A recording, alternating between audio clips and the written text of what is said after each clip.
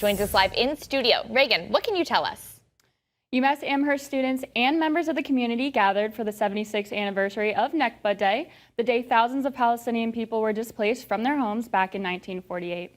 The vigil started off with those in attendance encouraged to light a candle. Michelle Mushabek, today's guest speaker, spoke with Western Mass News about the event, which coincides with the current pro-Palestinian protests at colleges around the country, calling for a ceasefire in the current Israel-Hamas war. Well, the students at UMass and at campuses around the world have risen to the occasion and have raised their voices and are speaking up against genocide. We learned one of his two daughters, who is not a UMass student, was one of those arrested at the May 7th encampment on the UMass campus. Layla Mushabek spoke with Western Mass News, sharing her thoughts on the situation.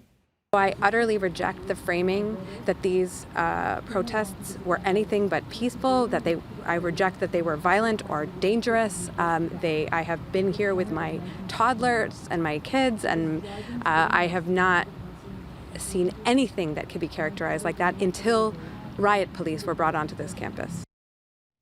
This marks the latest protest on campus in recent days. Students have begun moving out as the spring semester has come to an end. Commencement ceremonies are scheduled for Friday, Saturday, and Sunday. Reporting live in studio, Reagan Stoddard, Western Mass News.